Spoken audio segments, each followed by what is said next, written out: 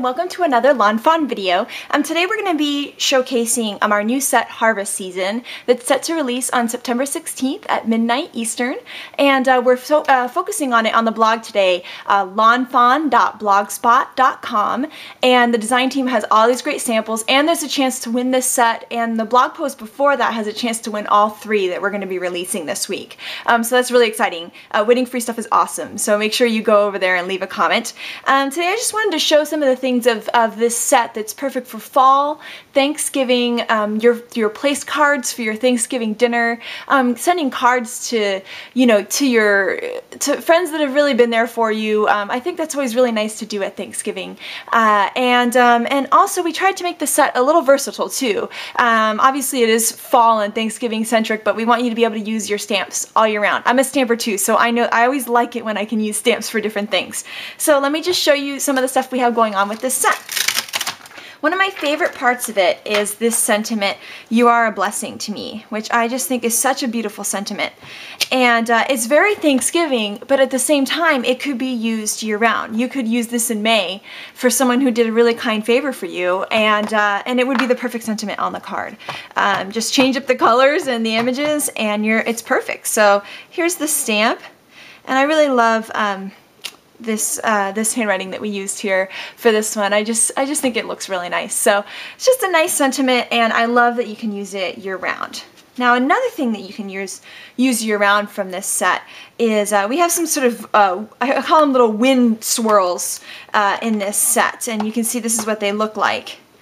Now there's a couple things this could be. This could be a butterfly trail. You could put the butterfly at the end of it. It can also be a really great flourish like I just used there. And you could actually use Versamark and create a really great flourish background with both of them and repeat them. So you can kind of go like this and start changing them up and really create a really fun background that could actually be super elegant, especially tone-on-tone, monochromatic kind of look with this. So it may be there for being, to be the wind for the leaves, but you can actually use it, all year. So I just love that. I'm excited about using it for a butterfly trail. It's just fun. Okay, so one of my favorite images from this set is this large pumpkin that we have. Why? Because it's good for Copic coloring and for paper piecing, which are two of my favorite things to do. So, of course, I just left a little marking there, but we'll just ignore that. I guess I didn't clean my stamp well enough. But right now I'm just getting it inked up with Memento Tuxedo Black ink, which is my favorite ink to use for Copic coloring. And we're just gonna put it there. I just love how it's like a bulbous pumpkin. It's like it's rotund. It makes me happy. So I just love it. And I'm gonna show you how I Copic color. Is it the correct way to Copic color? I don't know. But it's a fast way to Copic color, and it's a fun way to Copic color. So that's kind of my judge of it. If it's fun, then I'll just keep doing it. So I'm going to be using YR21 cream, YR68 orange, and YR15 pumpkin yellow. And the first one I'm going to start with is this cream color. Of course, I'm going to start with the brush end. And I'm just going over, I'm not trying to be very careful or perfect here. I'm just trying to fill the pumpkin in to start with, because I know that this isn't, my main color is going to be the pumpkin yellow color. So I'm just trying to give the color a little bit of a base, and this is going to be the color that I blend with. So I'm just going through, and a lot of times, if you guys have seen me color, I like to go outside the lines because I like to cut it out. I'm not going to this time just to make it look a little prettier. But right now I'm just going to go through with, of course there I go going outside the lines. I'm just going through and kind of highlighting different areas of the pumpkin, and this is going to be the main color, so it's going to be around the most. But I like kind of using the brush and following the lines of whatever I happen to be coloring in. I feel like it kind of gives it a little bit of dimension. So I'm just doing that. And I'm going to go through, there's a little spot right here.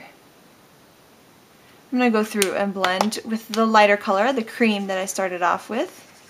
I'm just going to go through, blend, and see how I like it. So I like how it's turning out so far. And right now I'm going to take this brighter, this just orange color, and go over that just in these kind of bottom parts, kind of highlighting the bottom of the pumpkin, kind of giving it a base. And I'm going to do a little bit up at the top of the pumpkin too. And then I'm going to blend that in with the pumpkin orange color, the medium color, since that was my darkest I just did. You see it blended in, and it's just a really subtle highlight. It's not a, it's not a super dark highlight or anything. It's just kind of there. And so I just keep blending until I like what it looks like. I know sometimes orange turns out kind of wacky on YouTube. It doesn't like oranges and reds as much. So hopefully you guys can see. The last thing I'm using is the colorless blender, which is, it's not a blender, it's really an eraser. But I like to use it to highlight. So I'm going to go across the pumpkin ridges and kind of take away color from there and highlight these ridges. And I just like the way it looks. So that's kind of fun. And then right now I'm just going to do some quick coloring for the stem. This is E27. It's my favorite brown. Yeah, E27. I'm going to go a little bit outside the edges, and you're going to see why now. It's to kind of copy what I'm going to do with the little leaf part here. And I'm just making the outside part up here a little bit darker. And then I'm going to take this grass green, and I'm trying to work, I don't have a lot of Copics, and I know that's most people, we don't have all 300 whatever. So this is kind of a bright green, which doesn't completely go, but I'm going to show you what I'm going to do to make it kind of work better. So I'm just following these little swirls, just kind of going around, letting my marker follow them. And once again, not worrying about being perfect. What I'm going to do is I'm going to take my C1 Cool Gray number 1. And I think you can do this with a bunch of different types of grays.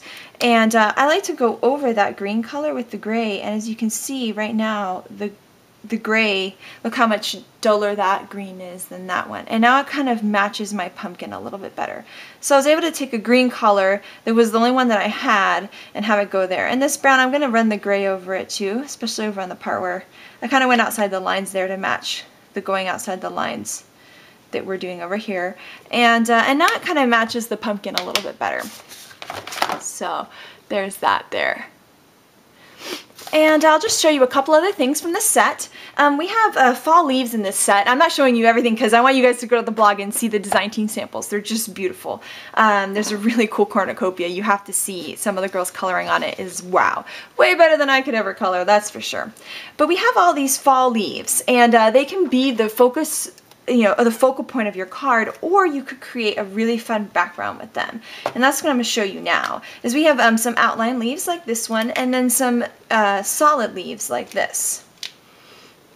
And so right now I'm just going around, and I'm just placing these randomly. Oh, this one, put this one here and that one there. And what we're going to do is create a pattern paper, and this would be really fun with Versamark on a card, like the tone on tone like we talked about before, or making it the focal point of your card. And so you can see, just by kind of turning these stamps like this, you can create a really cool background paper.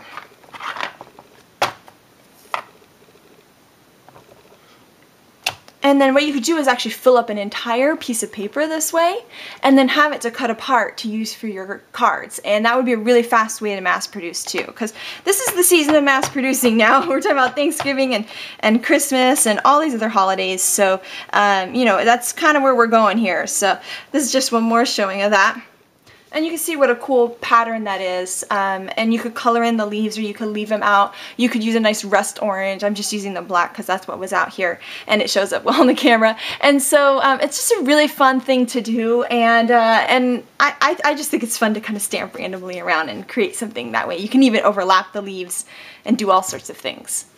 So thank you so much for watching. I hope you have an amazing day, and stop by the blog lawnfawn.blogspot.com to leave a comment to win. Bye!